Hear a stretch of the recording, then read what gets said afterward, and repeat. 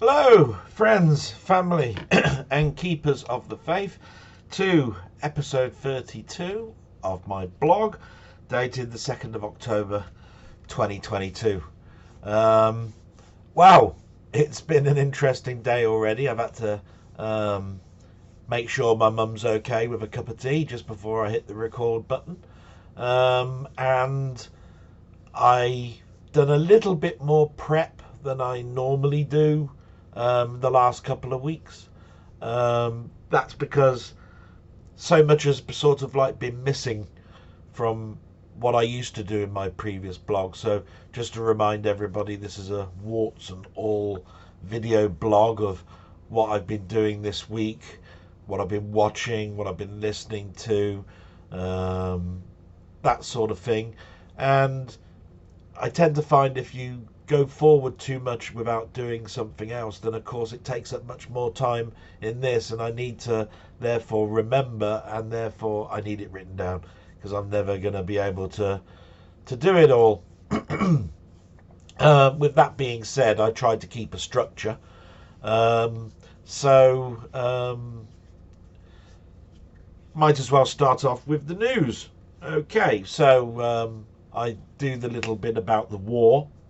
Okay, so apparently, this is what I've been reading. 20 people have died after Russian forces shelled a civilian evacuation convoy in an attack that Kharkiv, in the Kharkiv region. Let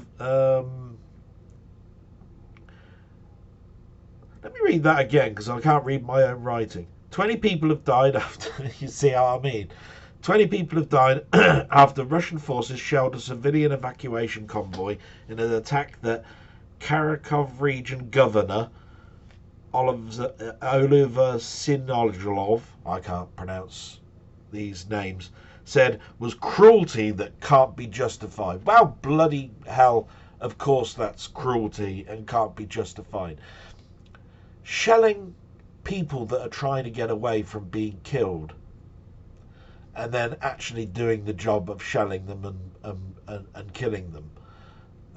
There's no justification. I didn't read too much else about the war because it infuriated me a little bit, because there's apparently a dictator that has been speaking to Putin, urging him to hit the nuclear button. And to be quite honest, this needs to be sorted. We all know now that we're 7-8 months down the line now with this. And like I say, if you want a justification, there's no justification in the whole of this war. So as far as I'm concerned, like I say, so sorry I've got some of those pronunciations wrong. I am absolutely useless, with foreign names.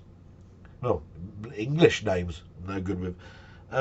Okay, so Elon Musk, he's unveiled a prototype of Tesla's humanoid robot Optimus, which Musk aims to mass produce in their millions for under 18,000.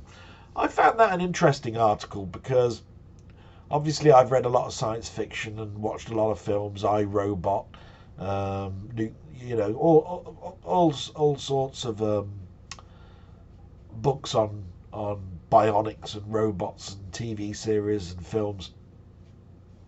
And the article didn't really go too deep, other than he's unveiled a prototype.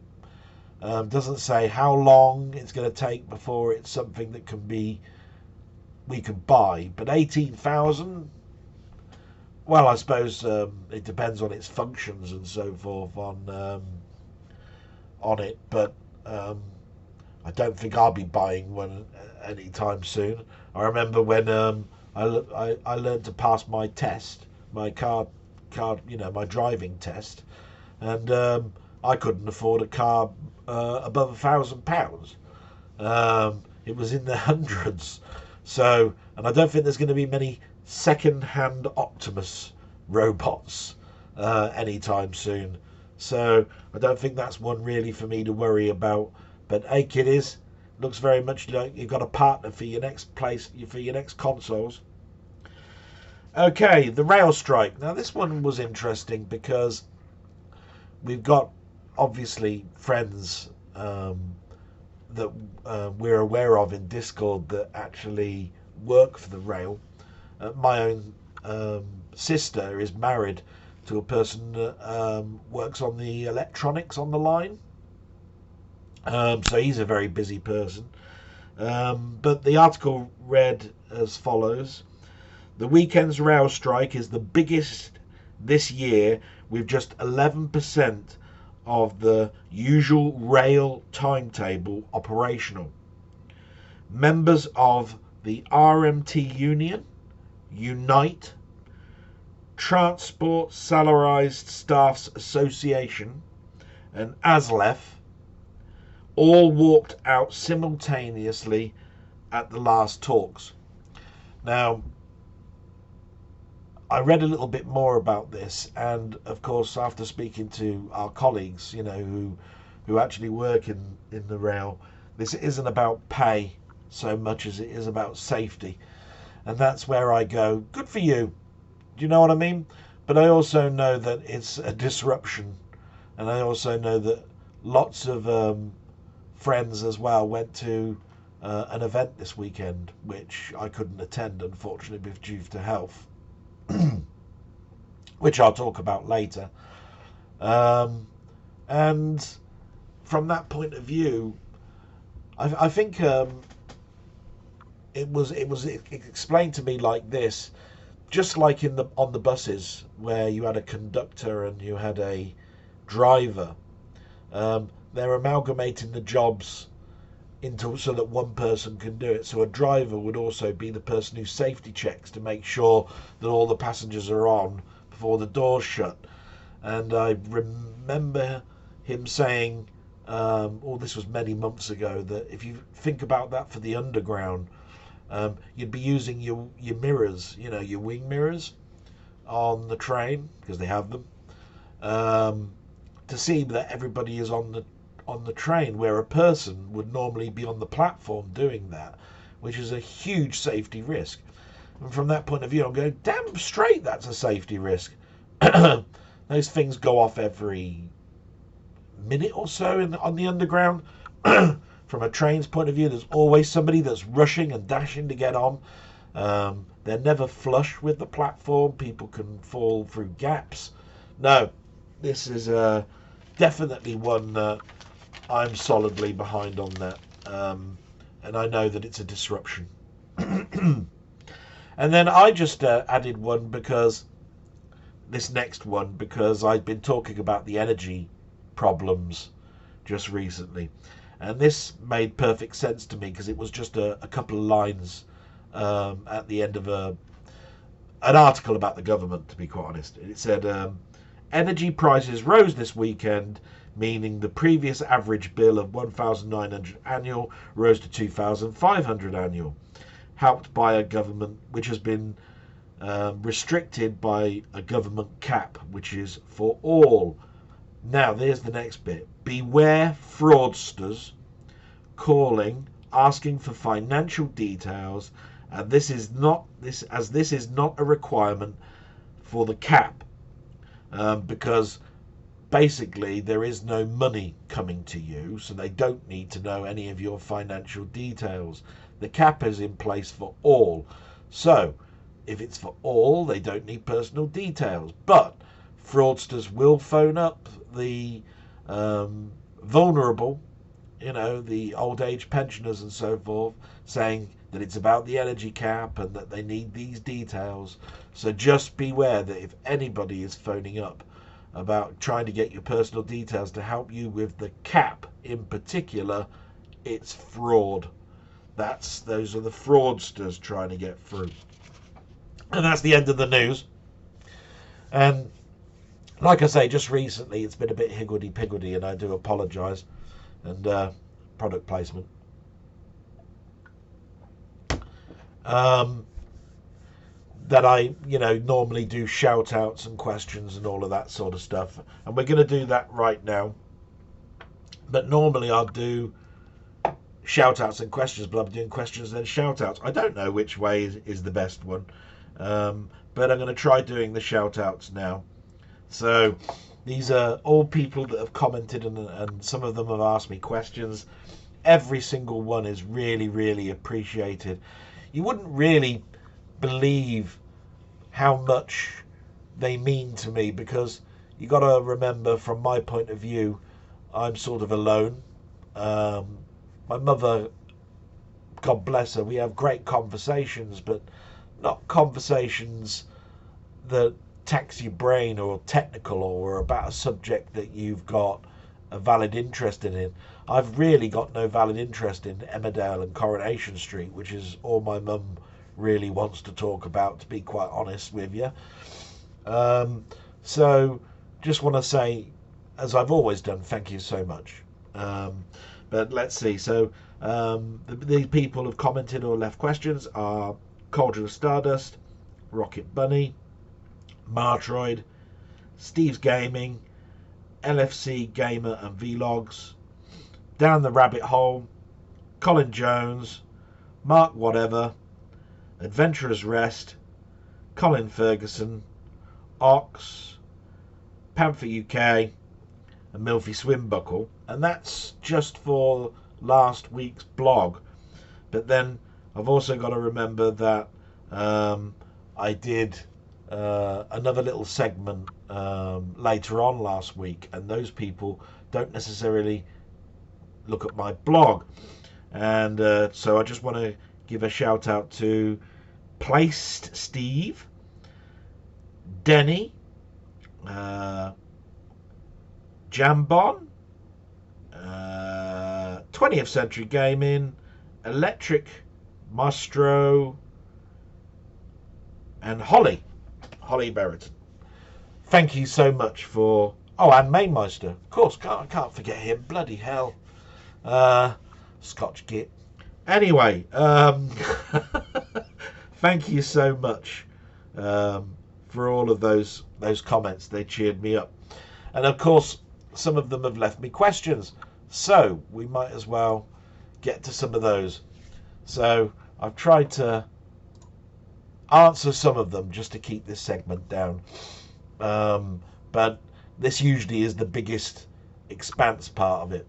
So Rocket Bunny, let's see what he's done as a question. He says, random question for next week. Recently, the Only Fools and Horses musical trailer popped up in my YouTube ads. Was going to skip muttering Philistines under my breath. However, I continued for a few seconds and found myself completely blown away how good it looked and sounded. All the actors superbly capture the likenesses and the voices of the original cast. Have you seen the trailer or the show? Lovely jubbly, or Rodney U. Plonker. And as you know, Del Boy is in my name, and we all know a little bit from my blogs how that name came about, which was to do with Yahoo Messenger back in the day. But have I seen it? Now, this is actually a story that I actually told very recently to Mainmeister, because when I visited London, he had gone to see Back to the Future, and we suddenly started talking about what shows that we've seen in the past. And of course, I've seen Chess and Cats and Jason and his Technicolor Dreamcoat and Jesus Christ Superstar. I've seen a number, through the years.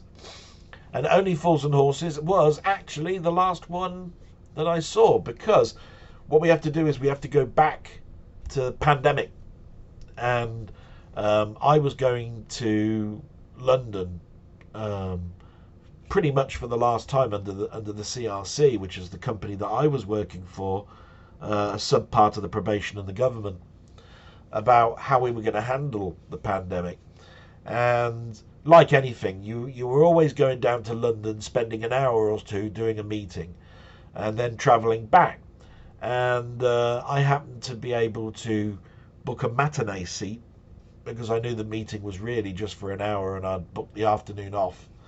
And I saw Only Fools and Horses very, very early in its initial run, because 2019 was its initial run. So Pete Whitehouse was in it. I knew that. I didn't really know too many of the other actors and actresses, and I thoroughly enjoyed it. I wondered whether I would, because I've never really sort of like, if you think about it, you watch a show for 20 plus years, you never really heard Del Boy suddenly burst out into song, or Grandad, or, you know, anybody in the show. I mean, obviously, Del Boy did do that drunkard one voice in one of the specials. But really, that was a one-off. So I really, really enjoyed it. It wasn't terrifically expensive, and I felt for it a little bit because I was going to London to talk about how the probation service was going to handle the pandemic. And I knew, therefore, that this show was possibly under threat of closing down before it even started. So, and I believe it wasn't more than a couple of months before it officially did. The nice thing about anything, though, is that you can't keep a good show down, and it had some great reviews. And I believe it's reopening this year. Absolutely fantastic if it hasn't opened already. I do recommend you go and see it if you've got, you know, any type of interest in it. But like I say, these things sometimes now are not the cheapest of things anymore. So I hope that answers your question, and thank you very much for that. Oh, and he also mentioned something about 1970s Formula One documentaries. So I'll just read that out for Steve. It says, recommend the 1970s F1 documentaries by Duke DVDs, race by race accounts of each season. It's an F1 guru's dream. Now, I think I know about these because I think they were about an hour long segments. But I'm not sure if Steve does. I'm pretty sure he does. But I read that out purposely for Steve. So let's have a look. Colin. Lovely Colin. Great. Watched him do his biking this week. He got my question for last week right. Brilliant. And then he's got my question, the question for the next blog. Who is or are your favourite book authors? And that's a difficult one, Colin, because I'm not an intellectual. I've never tried to be, but some people may think that I come across as highly intelligent. Well, I've fooled a lot of people then, because I'm not. I had terrible trouble staying interested in books. It was comic books that made me get into reading. And then I was so far behind other people that a lot of books that were great passed me by. But a couple of standouts, because, and you've got to remember here that I'm still not a big reader of novels, you know. I've got some novels over there that I'm starting to read. There's some that you can probably see on the stand over there. And it's just very difficult for me to keep a momentum going, because sometimes I just go to bed and sleep, and other times I need something to get me to sleep, and I fall into that trap of having to listen to something or see something rather than read. So, books, let me see. Of Mice and Men by John Steinbeck. Now, that sounds very boring, but it's just that I discovered Of Mice and Men through cartoons, believe it or not. There was a Looney Tunes, couple of characters in Looney Tunes. I think they were called Lenny and Bruce. And one was a monster and one was a human. And the monster had this funny voice. And wanted to call everybody George. I think it would go, I'll hug him and squeeze him and call him George. And when he does things wrong, I'll rub his fur the wrong way. Something like that. Anyway, so Of Mice and Men, those Looney Tune characters were based on that book. I then read that book, and it was a book that is a student book when you're doing English literature. I found it very interesting, to this gentle giant accused of killing. Worth a read. Obviously, I've read The Hobbit.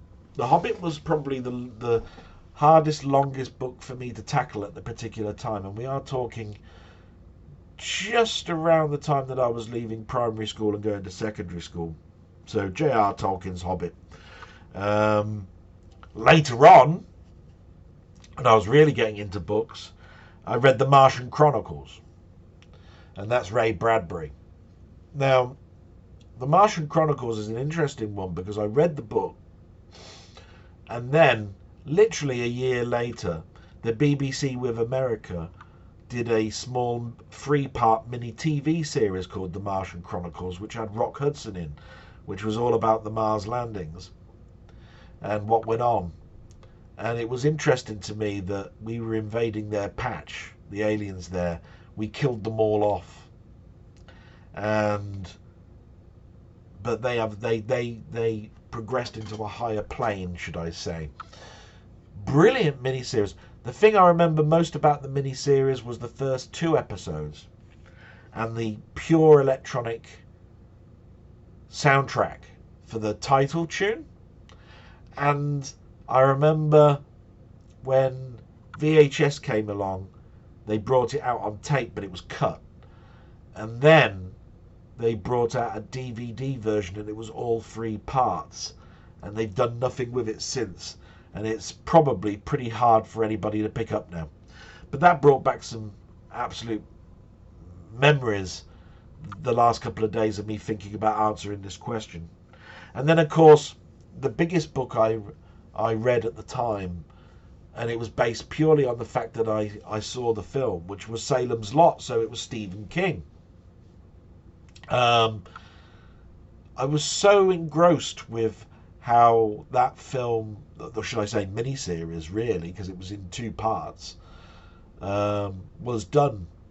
Tobe Hooper, I believe, was director. David Soul, he had just finished doing his Starsky and Hutch run, and I just found it totally engrossing that there was this town and they were talking about this house, and this house had a menacing past, and the curator had a shop in the town, and things were going on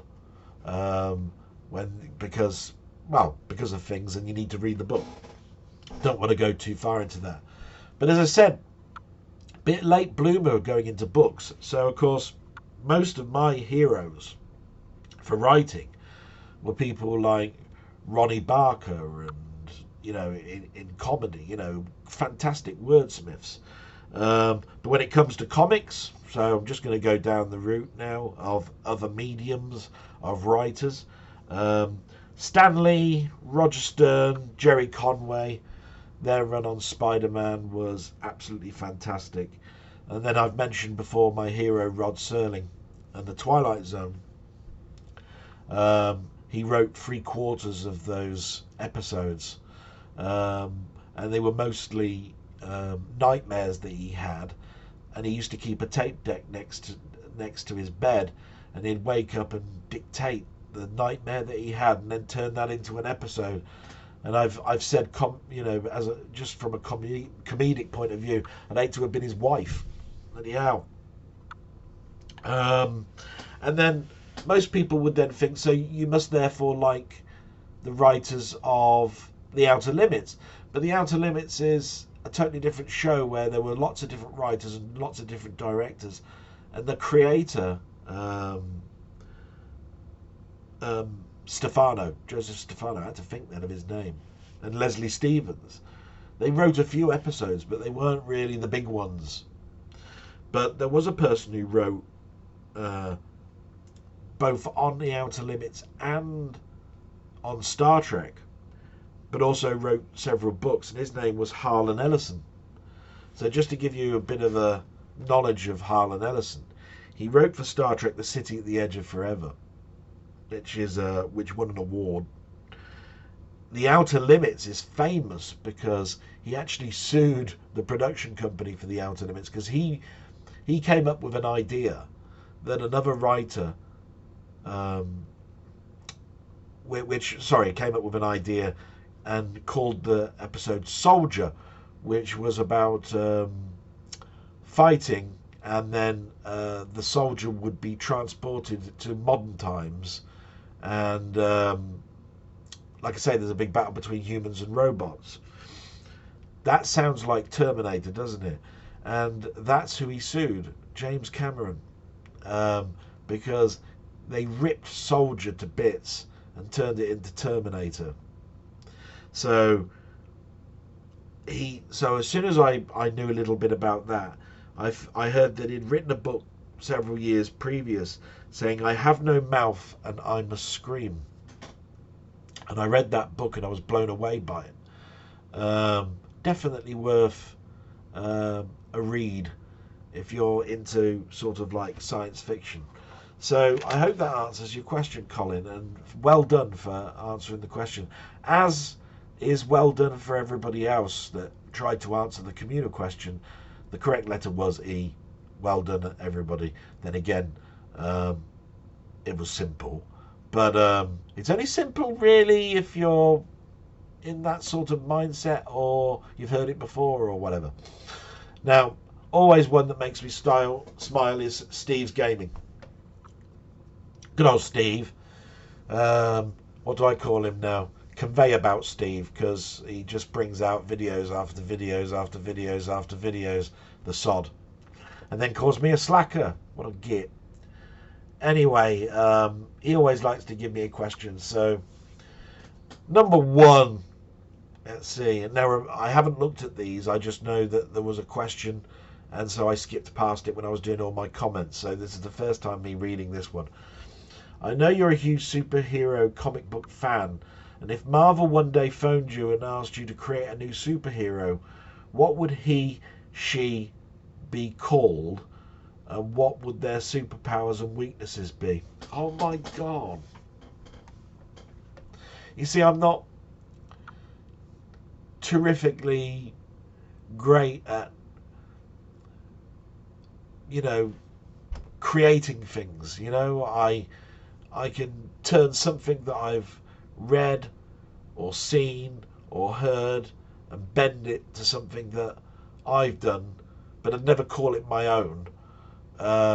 It's just I'll tweak it because the way I listened to it didn't sound right, and I'd change it and that sort of thing. But I love Spider-Man so much that it would always almost certainly be a hero. I think when you're writing things, I think you write about what you know, and what I know is me. So I'd look at the pitfalls of me, my lack of confidence, my lack of slight intelligence, say, the health aspects of me, and I'd probably turn myself into a hero. Say something affected me and basically it took away my ailments. So all of a sudden my sciatica went away, my knee joint problems went away, all because something happened to me. And I would try and turn injustices, maybe I could turn it around and do things like a vigilante that gets rid of all politicians and sets up a new government or something. I don't know. You can imagine where this one would go. And I would set up gaming pools for arcade games and that sort of thing. I don't know what I'd call myself. Bullshit man, something like that. I don't know. But that's an interesting question. If your second question is equally as hard, I tell you, I'm going to come round there and smack your ass. Right, here we go. So, number 2. When you were buying copying games back in the 80s and 90s, was there ever a developer or company whose game you'd see and instantly you'd go, no, not interested in that, without even giving it a second look? And he gave an example. To be honest with you, no. There wasn't a genre, really, that I hated that I would avoid it, because I'd give something a try. And if it didn't work the first time, I'd probably give it another try. And then I'd say, nah, it's not for me. And for a big, long period of time, there was a company, I think, called SSL, that used to do strategy games on hexagonal type boards, and I never really got into them very much. But then some war games came out, like Theatre of Europe, that totally altered my perception of it. I'd go back to those and suddenly I loved them. So I can't actually say that there was either as well a creator, because even if you look at the very basic ones at the beginning, the Eugene Evans of our lives of Arcadia, and we look at them as rubbish now, but without those we wouldn't have had progression, and I did actually get some enjoyment out of Arcadia. So no, I have to answer politely and honestly and say no, there isn't. Even now, I only avoid stuff that really offends me. Maymeister came up with a perfect one, about 3D games that have rape and sex in them, just because they can, and it degrades and all of that sort of stuff. But then again, I hate that bringing it into your retro life aspects of that. We didn't have all of that in our games. Don't think. I mean, the worst we got was strip poker, and that's because we were schoolboys. So I hope that answers your question, Steve. Well done on your channel. You've let me be I don't know if I'm the first to congratulate you, but being the first to congratulate that you reached 100 subs this week. So well done on that, you git. Yes, we all know about my subs. So Mark, whatever. So he's been watching, and he always gives me a comment. He's absolutely fantastic. He's got a question for your next blog. Which is better, Rings of Power or House of the Dragon? So he's talking about the TV shows at the moment that virtually started in the same week. One was the Game of Thrones prequel, called House of the Dragon, and the long-awaited Lord of the Rings TV show, again a prequel, called Rings of Power, which is supposed to start off the whole rings thing for Lord of the Rings. And it's an easy answer for me, which is House of the Dragon. And both of these shows are exceptional to the people that really like fantasy and watching a weekly show. But for me, House of the Dragon pips it a little bit because, well, it's got dragons in it, but it's just that it's starting to get that early vibe of Game of Thrones that sucked me in. It's all about the who was going to win, and be king and master of all the lands. In this prequel, we already know who those are, but it's the underhand way that people want to get that crown. It's almost like watching a play about Henry VIII, all the plotting that was going on to get him off of the throne, to kill him, to get somebody else on the throne, all of that sort of stuff, and that intrigues me. And it's sometimes I go back to my Neanderthal roots and go, how are they going to kill this one off? And that's pretty bad because I don't really have death on my brain unless I'm watching a Steve video. But that's the simple answer is that House of Dragons pips it to me. Rings of Power has got some really, really bad press. Apparently, it's cost an absolute fortune. They've made it politically correct. You've got women now playing men's role playing in the book, all gender changed, all that sort of stuff, which I don't particularly like or go for.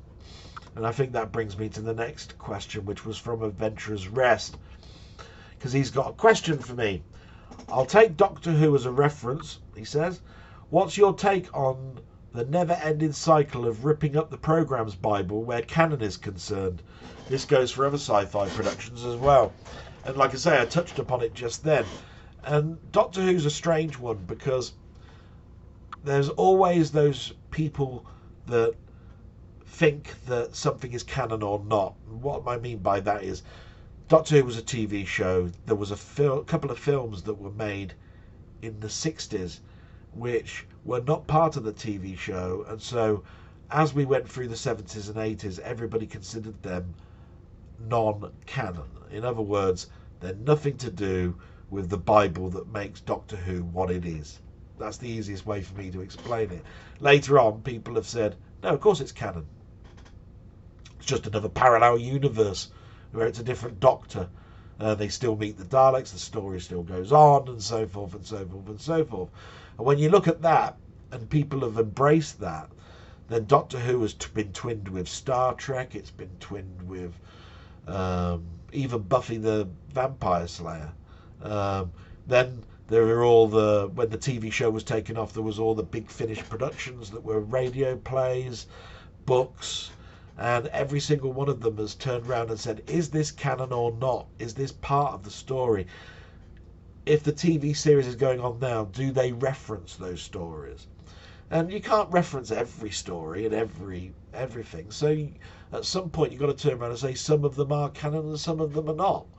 But then there is no one person around now that can say, I wrote the Bible and this is what's true and this is what is not true. So Doctor Who was a strange one to actually mention as a reference for it. But when it comes to canon, I love canon. I love somebody's idea and it carried forward and the person's still with us and they continue to do that. But I know that as I'm getting older, that's not going to be the case. And you need somebody else that will carry it forward and take those ideals. Star Trek's a perfect example because Gene Roddenberry died. Somebody had to carry that vision forward. That's why there is so much uproar when you're looking at newer Star Treks, because they go, is this canon or not? They're rewriting what used to be lore to me, and I don't like it. Embrace change is something that most people that are into science fiction and hobbies or in general. So all I can say about it really is that I embrace as much change as I can take. I know what I like, I know what I don't like, but I don't go into forums and then start spouting that I'm the person that says this is how it should be done.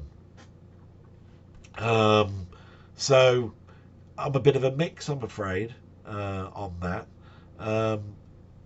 But if anybody watches a lot of my blogs, you'll know that I don't like too much remastering, redoing, recreating something that I've seen earlier on in my life, because I like to keep those childhood memories alive. I'm thankful that they want to then bring it to a modern audience, but then I'm not the right audience to watch it again. And that saddens me because I feel like the door's been shut in my face. But then when I watch it, I go, I wish they had shut the door in my face because I don't want to watch that crap. I'm in that mind, and my mind's fragmented enough as it is. And that ends those questions. So, what I haven't done the last 2 weeks is talk a little bit about me and work and my health. I've touched upon it a little bit. My health has been deteriorating the last couple of weeks. It got to the point where I had to go to hospital. I had a real bad pressing on my chest and stress was getting to me, and I had no one to talk to about it. But then I had to make the decision that I needed to make a stand at some point. So I contacted work and told them that I'm, feeling a little bit better, because I am. There's been a few little setbacks, but the biggest problem I've got are side effects, and those side effects are blurry vision and falling asleep for no reason whatsoever, like a what do they call it? Narcissistic something or other, where you fall asleep for no reason whatsoever. And generally for me, the blurred vision is first thing in the morning. it happens when I'm watching a TV for a long periods of time, and that's when generally I'm falling asleep. So that's why I go for as well for longer walks a little bit more at the moment. Now, when I spoke to another doctor, and this was after speaking to so many doctors this week, these last few months, I seem to have cropped upon a good doctor who seems to have looked at all of the problem and come up with a better solution. Now, if to recap, all that's happened with my medication in the last 4 months is they've doubled the dose of certain tablets and then taken the dose back and doubled it on another tablet. So there were these 2 tablets that I was taking that I was only taking 1 tablet of. They doubled them both. Then they took 1 tablet away, but kept the other one there. When that wasn't working, they kept that tablet away and increased that first one back. So I was constantly changing dosages, and each time that I did that, I had to wait 2 weeks before I could talk about it again. He decided, knock that on the head. That's not going to happen anymore, Dale boy. We're going to do it this way. He mentioned it this way, and it made sense to me. He said, you've been taking 1 tablet that since you were, and he told me the age. I was 19. I thought it was 18. Since you were 19, we're going to increase that dosage by 10 milligrams. So you need to go and get a new prescription from me from tomorrow. I went, fine, not a problem. One of the tablets that we put you on in January, which we've been fiddling about with this double dosing and taking a tablet away, I'm going to take you totally off of it, because that tablet causes side effects, including blurry vision. For which I then turned around and said, well, why the hell have I been given that? Why have I been talking about blurred vision for the last 2 months? And other doctors have told me that I need to double the dose of that. Surely that's mental. So then he was explaining to me the reason that's been going like that is to keep my blood pressure down. The blood pressure was more important than the side effect. But if I want to go back to work, the side effect now has to be addressed. So he's addressing that by taking the blurry tablet away and then giving me 10 milligrams on a tablet that I've been taking for over 30 years of my life. Made sense. Then the next change came along and it blew me out the water. He said, you've been taking your blood pressure tablets in the morning, and then you've been taking your cholesterol tablet at night, which is the correct thing to do generally. Stuff all that, you're now going to take them all at night before you get to bed. And I went, whoa, so I don't take any tablets now in the morning? No, you take them at night. I said, is that okay for me to take that type of those tablets at night? He said, yeah, perfectly okay. And the reason I'm asking you to do this is the tablets will be in effect when you wake up. So the reason I'm asking you to do that is that you take it at night, you go to sleep, when you wake up, the tablets have been in your system for 7 or 8 hours. Hopefully that gets rid of the blurry vision, because I've took that tablet away and your blood pressure will hopefully be at a nominal level for you to go to work in.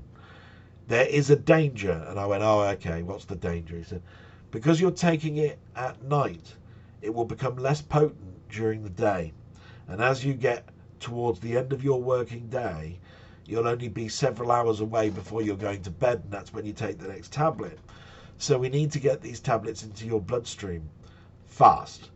And therefore, all I can say to you is it's going to take another 2 to 3 weeks to get this dosage into your system. And so you're still going to have blurry vision. It's going to take a week or more before you'll see any changes with that. And then we need to get some more blood pressure readings. Now, on the top of this, I then told this to work. And work then came back to me and said, yes, you wouldn't be able to come back very soon anyway, because we need to do 2 occupational health reports. One occupational health report is to sort out your phased comeback back to work. The second occupational health report is about the chair that you're sitting on at home, because we know you've got a proper chair at work, but the one that you're sitting at home, where you'll need to do some more home working, so you're going to be working more from home, you'll need a chair, and we need to get the measurements and all that sort of stuff. So they've booked me 2 occupational health reports, And then we can start talking about you coming back. So I now have a sick note to the end of this month. My aim is to go back in the next 2.5 weeks. That's my aim. I always like to push myself. So there's that. But we've got all of that out of the way. You now know a little bit more about me going back to work. So let's talk about nice things. Okay, so last week I was so happy that I thought about a film called Flight of the Dragons. And so many people commented back and said that they remember that film and they'd forgotten all about it. And some of them have said, I remember that and I've got it. And, you know, and so forth and so forth. It made me get off my arse, look for it again, and watch it again. And it's absolutely brilliant. There are so many good talking points in a cartoon because the film is all about magic taking a downward step. It's being eradicated and science is taking over. Doesn't that sound a lot like science and religion? So it was ahead of its time a little bit in bringing to kids that all that stuff that we've been reading in our comics, in our books, about dragons, about all sorts of stuff, are slowly fading away because science is taking over. And that's the essence of Flight of Dragons. And then I was in another Discord channel and they mentioned Lord of the Rings, and I'd almost forgotten that Lord of the Rings was an animated cartoon as well, around about the same time that didn't get finished. It basically ran out of money. You can buy it, you can watch it, but you know, I downloaded that as well, by the way, and I watched them back to back, and I still prefer Flight of Dragons. But it's just a nice, happy memory. So then, this week I've been doing. I produced. Should I want to say produced? I did a video that had some editing in it. Let's put it in. You know, on a plateau here at the moment. It's not up there with the higher ups that do TV shows and even YouTube channels with their high production values, even Steve's with his introduction and so forth. You know, I did some editing, and I created something that I've called Del Boy's Gaming History, where I just wanted to merge the two things of like this blog together with me playing a game and playing it badly. It's had now really positive feedback, and I want to thank you all for watching it. But I learned a little bit about editing from YouTube channels and so forth. I wanted to do a little bit more. These blogs are great because I keep them rough, and they're rough for a reason, because they come from the heart and they come from my brain to you, and I'm just rambling on about what's going on in my week. But you can't do that necessarily with a structure, and a structure therefore I invented, which isn't anything new, it's just an amalgamation of taking a year, choosing a game, telling you what happened with you, and then playing the game. We've seen these before, but they're usually about what happened in that year in the news, what happened in the music in the news.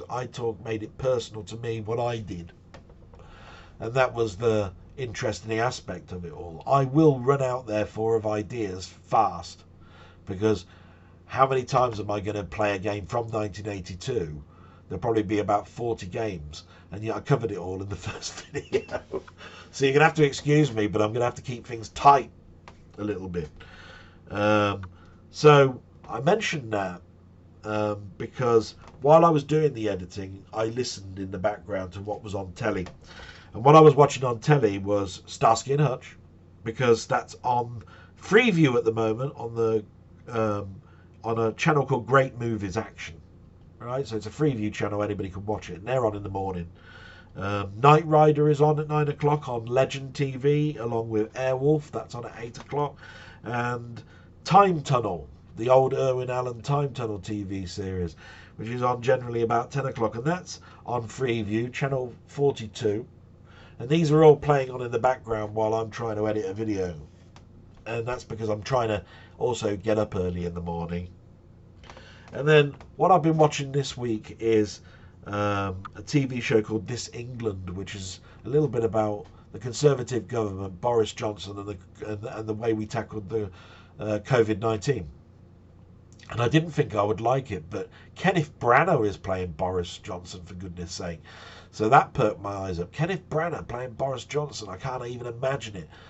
So I watched the first episode, and it was great. The reason it was great was because he kept bringing up all that was going on in Wotan, and it was bringing up the dates of how the first victims were getting it, and then the first death, and all that sort of stuff, along with what was going on with Boris. But while those dates were coming up, I was remembering what was happening at work. And that's the thing that engrossed me. I was going, oh my God, yeah, January 2020. Yeah, I was sorting out how I was going to get a courier every day to get equipment to people. So that is something that I've watched, and it's worth watching if you've got a vague interest, even if you just want to swear at the government. It's there. Then, of course, we mentioned House of Dragon and Lord of the Rings, Rings of Power. They're all on Sky Atlantic, and I watched both of those. And then I've turned over to Disney, and I've started to watch Star Wars Andor, because obviously I like The Mandalorian and Obi-Wan and so forth. So I had to watch Andor, and watched 4 episodes, and it's great. And then I turned over to Prime, and there was a show that really took my interest, because there's an actor called Simmons, J.G. Simmons, who played J. Jonah Jameson in the Spider-Man films. And he's done a show called Night Sky, where he goes into a house where there's a lady's house and lives there, and they discover that there's a room that teleports them to a planet where there's an oxygen atmosphere, but it's all the way across the other side of the universe. An interesting story, it's like almost like The Lion, the Witch and the Wardrobe, where you open the wardrobe door and suddenly you're in Narnia, only there's a menacing person that's already there. Interesting, and I liked it. So that's all of the stuff that I've been watching, other than a bit of a shout out to what I've been watching of yours. So I'm going to read these out very, very quickly, but that doesn't mean that they don't mean something to me. So Steve, as I mentioned before, I've been watching his Minecraft snippets. He's playing it on a Switch, and his games I hate, games I love, games I die a lot in, because I'm crap. So he did Jetpack, and that brought back many memories to me of the VIC-20 version. He played the Spectrum version, how it should be done. No, it's not taking that away, but it brought back happy memories of me going around to mates and watching the Spectrum version, and then me finally owning the expanded VIC-20 version. Then there's Rabbit. He talked about an arcade game called Cyber Sled, which you can play on your PS1, and that he doesn't like the control mechanism on the PS1 home version. Definitely worth a watch. If you know a solution to it, please give it to him. I've given him some of my thoughts on why it's like that, but that's all I did. Wee Bob's been drawing dragons, and that's what started the whole Flight of Dragons thing. I've learned an awful lot from him.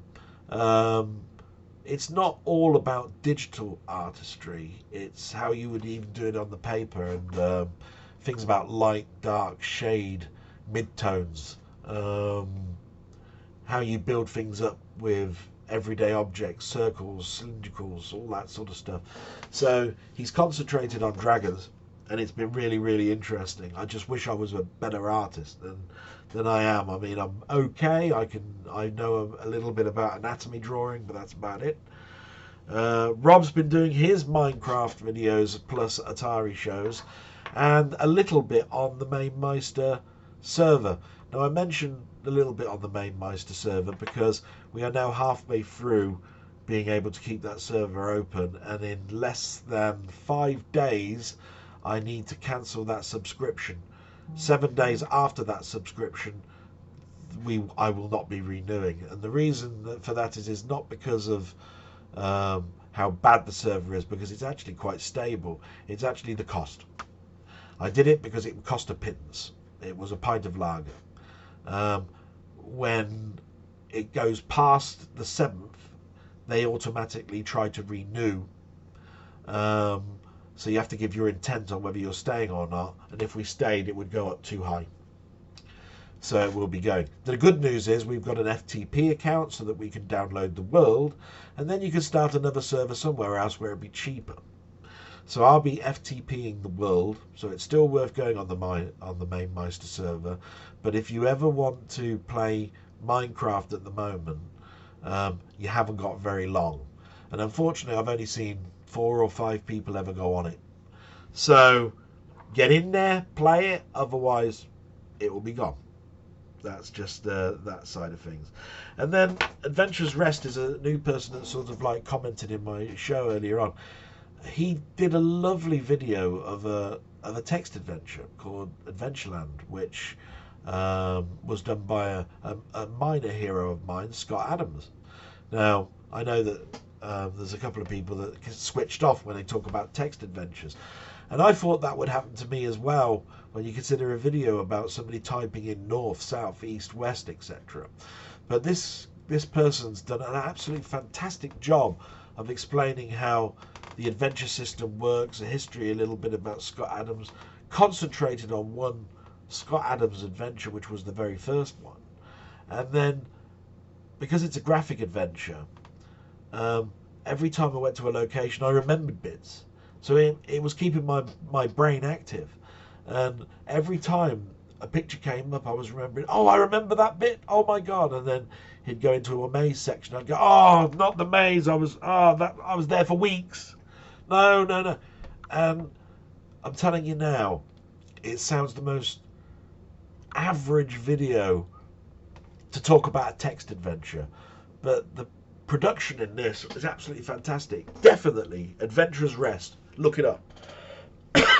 And then there's the stuff that I just normally naturally watch. Retro recipes. Interesting bits in there were things like LCDs now in Lego bricks. That was good. Techmoan made me chuckle.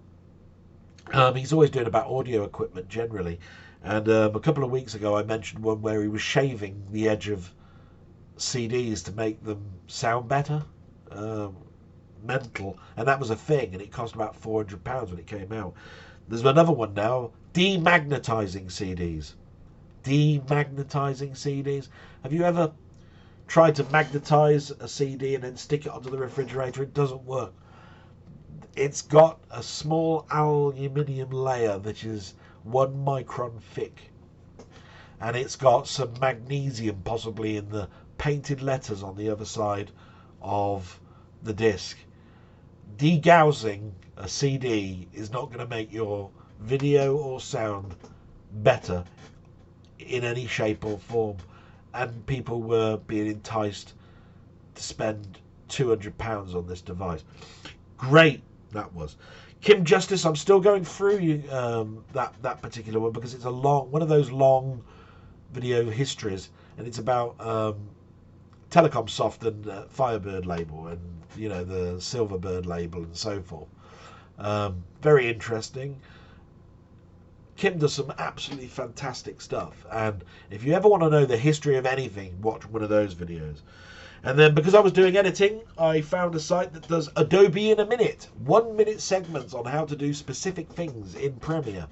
That's where I got some of the stuff that I had to do, and it was very, very helpful. Some videos went on for ages and ages until I got to the bit that I wanted. But repetition's your friend, so the more you hear it, the more it goes into your brain, the more you can do it.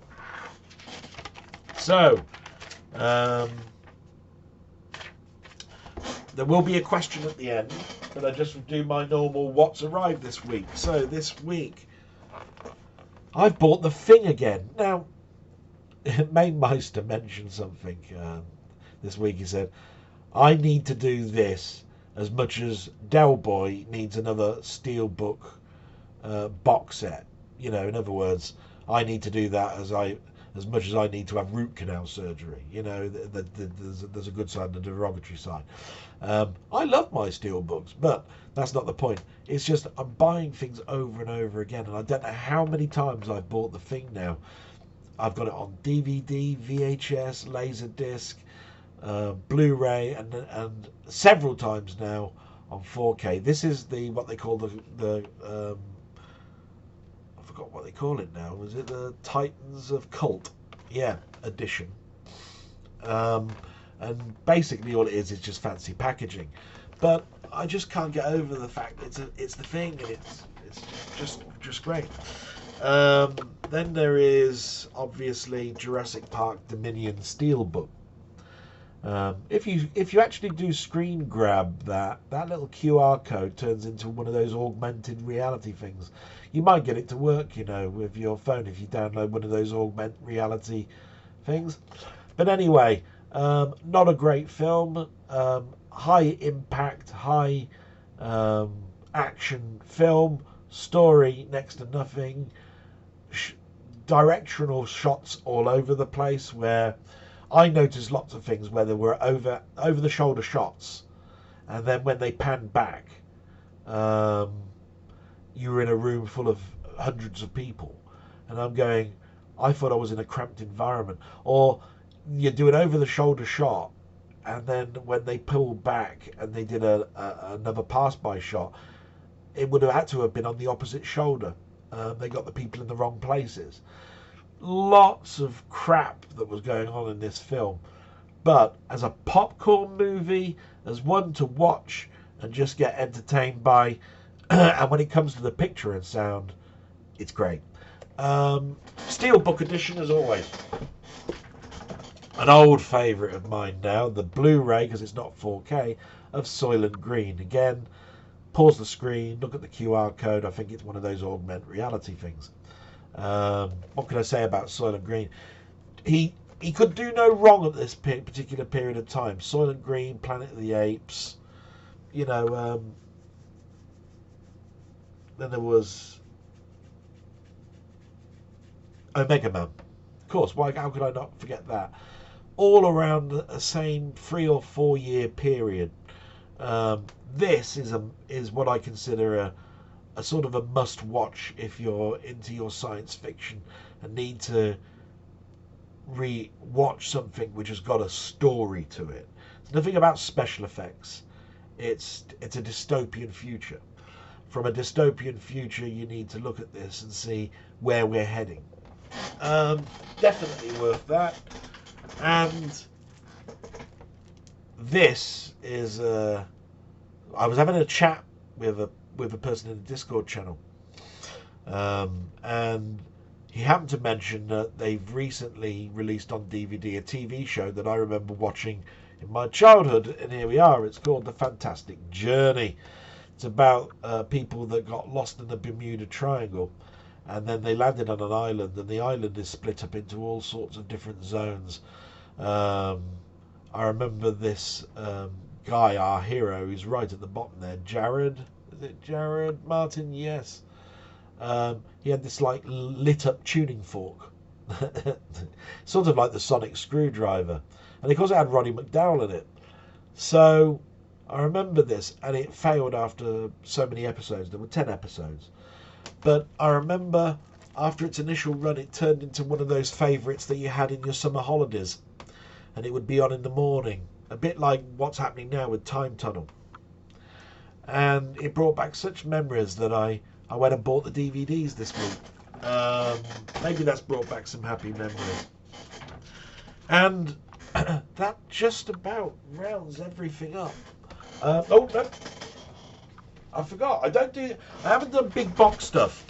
But I was going through my boxes and I found my GameCube stuff. Now I didn't have a lot of GameCube stuff. Don't get me wrong. I only had a few things. So a couple of my favourites were Pikmin, Super Mario Sunshine, Luigi's Mansion, Super Monkey Ball, and I think the last one I bought was The Legend of Zelda Wind Waker, and it says limited edition. It's gold. When I was looking inside this, I went, oh, I remember this. Yeah, I bought this because on the GameCube version, they gave you the Ocarina of Time for the GameCube. And remember that there was a voucher, and inside that voucher was send away and get the CD. And right in the same box where the discs were I sent away for it and got the CD, the Legend of Zelda Ocarina of Time soundtrack CD. I don't know if it's worth anything, probably not. But those weren't all of my GameCube ones. You know, obviously the I think the launch title was a Star Wars Battle Squadron game, and I know I had that, and yet it wasn't in that box. So I've got to sort things out. Other things that happened this week, I can't show you, but I did do a picture in Discord. I've started to set up and clear up my room a little bit, and right here, which you can't see through the camera, is a arm that is attached to my desk to put two monitors together. So I've got two monitors in parallel, which I can put my laptop next to, and I will have 3 screens. And it's also going to be used as my editing bench for doing video editing. And with that, I must say I've got to go. Thank you so much. I've got a question for you this week. It's not complicated. It's just a bit of fun. You know the answer last week with the letter E. It was the letter E. Thank you so much for participating in that. This one is a film-related one. Who won Best Actor and Best Supporting Actor playing the same character but in 2 different films? Read that back. Who won Best Actor and Best Supporting Actor playing the same character but in 2 different films? So, kudos if you get the film. Kudos for the actual answer. No, if you Google it, I don't mind. It's just a bit of fun. But if you know it, great. Mention it in your comments. It's just supposed to be a bit of fun.